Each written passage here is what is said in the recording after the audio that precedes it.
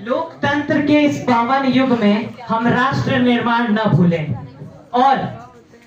अपनी स्वार्थ साधना में हम वसुधा का कल्याण न भूलें। आदरणीय अध्यक्ष महोदय, निष्पक्ष निर्णायक मंडल और मेरे प्रभुत्व श्रोता, आज के विषय का मैं पुरजोर समर्थन करता हूं, यानी मतदान को अनिवार्य कर देना चाहिए। हमारे देश के पूर्व प्रधानमंत्री श्री अटल बिहारी वाजपेयी जी ने कहा था कि सरकारें आएंगी जाएंगी, पार्टियां बनेंगी बिगड़ेंगी,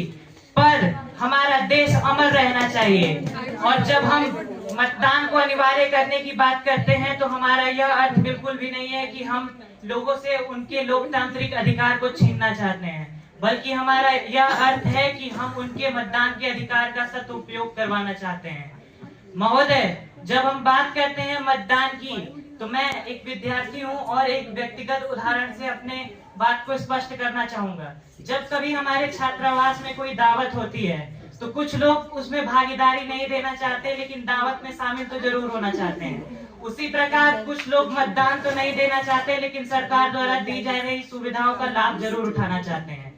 अगर हम आंकड़ों की बात करें तो राजस्थान के चुनाव, जो लोकसभा 2009 के चुनाव की बात करें, तो उसमें जो आंकड़े हैं वो बहुत ही निंदाजनक है, क्योंकि उसमें सिर्फ 48.45% मतदाताओं ने ही मतदान किया था और 51.45 मतदाताओं ने तो अपने मतदान की 2004 तक छोड़ा था गरिमा को इस्तेमाल करना जरूरी ही नहीं समझा। मेरे वामबंदी मित्र जब ये कहते हैं कि हम मतदान को स्वेच्छा पर छोड़ना चाहते हैं, तो मुझे यह लगता है कि वह उस दौर को आमंत्रण देना चाहते हैं जब कांग्रेस के अध्यक्ष सीपी जोशी जी की सरकार मात्र 1 वोट से नहीं बन पाती, क्योंकि उनकी पत्नी और बेटी वोट देने के बजाय मंदिर में पूजा अर्चना करना पसंद करती हैं। महोदय, जब हमारे युवा पीढ़ी के लोग यह बहाना देते हैं कि मतदान के दिन अगर हमारी तबीयत खराब हो गई तो क्या करेंगे,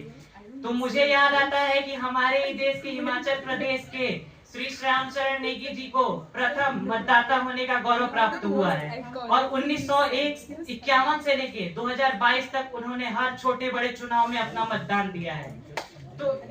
मुझे याद आती है राजस्थान की 102 वर्ष की राबिया बानो जी, जिन्होंने हर वर्ष अपना मतदान दिया है और 5 वर्ष से वह चल फिर नहीं पा रही, फिर भी वह इस बात से रुष्ट है कि वो अपना मतदान नहीं दे पाए। लेकिन जब चुनाव आयोग ने यह डिसाइड किया कि उन्हें मतदान घर से ही देने का प्रावधान मिलेगा, उनके चेहरे पर खुशी आ जाएगी। मैं अपने तर्क को यहीं पे विराम देना चाहता हूं और मैं चाहूंगा कि वोटिंग, जो मतदान अनिवार्य होना है, वह आज के समय की मांग है और यह जरूरी है, इस पर हमें अमल करना चाहिए।